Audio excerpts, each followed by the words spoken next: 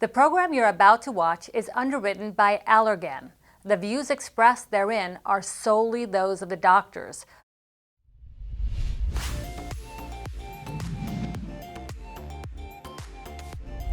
As a dermatologist, we can often fix and even cure what's ailing your skin.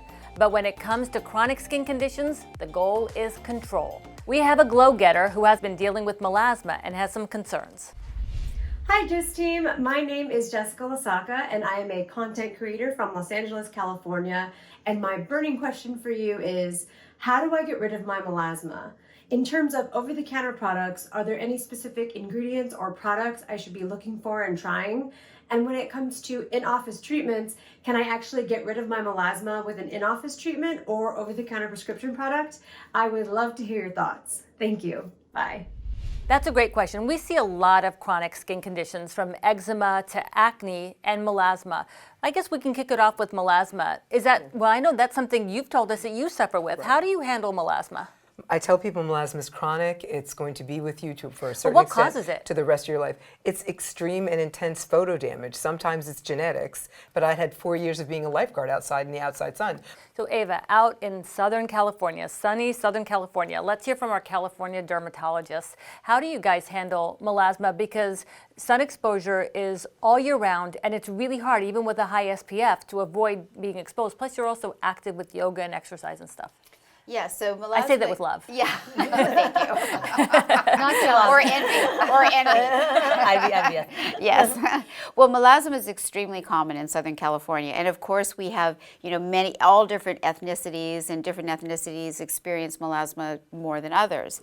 We do treat both with the Permia, with the Clear and Brilliant, and there's a short contact lightener that's very effective. Mm-hmm. But I explain to my melasma patients that this is a lifelong condition, and they always have to use a topical treatment and wear real sun protective. So what does melasma look like anyway? So melasma is essentially, and this is where patients get a bit confused, it's not just individual little isolated brown spots that are freckles, but essentially like a patch that sometimes can be broken up with little white spots in between and can affect almost the upper aspects of the cheek, kind of present like a mustache or even a patch over the forehead. And to Ava's point, I think what patients really have to understand is that there is no cure. And so if you are going to start tackling it, it's going to require maintenance, just like with everything else essentially in dermatology. So what makes melasma worse in terms of in-office treatments? What would you warn patients about, Ruth? The biggest issue with melasma is it's not like just sun damage. I mean, sun damage can be broken up into what's superficial and what's deeper. And melasma is a deeper concentration of the pigment. And so it's really important, as everyone is saying, to tell that patient that this is a chronic condition. I always give them hope, though, because what is anything as a doctor if you don't have hope?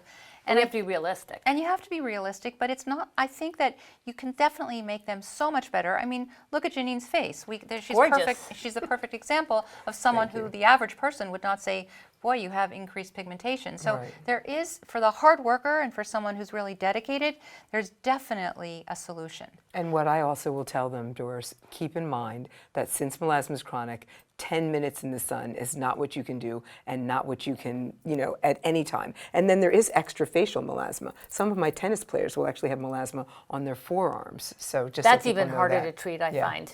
Would you call that melasma or just bronzing? I call it extrafacial melasma. It's melasma, and it comes out all of a sudden so difficult to treat. Well, let's talk a little bit about other chronic skin conditions, eczema and psoriasis. I think one of the biggest problems is when I see new patients with eczema, young women who get it on their legs, they're embarrassed because other people may think they have something contagious. We're such a sensitive society about germs these days. So how do you handle your patients who come in with the new conditions and they say, well, I didn't have this before, why do I have this now? It's like the question I get all the time. I tell my patients with eczema, you can get it at age 11, at age 90, or sometimes just whatever age it comes up at. I explain that to them. So how do you handle those conditions, and what do you tell them about diet? Well, let's talk about how do I handle it. The first issue is I think that patients don't make eye contact. Patients are self-conscious. So the first thing I think is to empower them. I mean, it's the way we do how we treat our patients with almost every condition. We have to basically explain it to them, give them education, and tell them what things can be done so that they have more control. I love that. That is really the power of being a board-certified dermatologist. We can educate our patients, give them the tools they need. And now we have a question from another glow-getter. Let's watch. Hey doctors, it's Nicole. I just had a quick question for you, if you don't mind. What's your opinion on permanent makeup? I was considering doing something for my eyebrows, but I'm a little leery because I don't really do tattoos. I've never been into tattoos. Should there be a long-term consequence if I do that? Just give me an idea. I'd love to get your advice. Thank you so much. Bye. So I do have permanent eyeliner, and it's one As of the do I. best things I've ever done. It makes me feel like like my eyes are open and I can go out without any makeup and not feel naked. And so you have it too? I do too. Yeah, so I'm gonna say, I guess because I do so much laser so shy tattoo about it. removal, Yeah.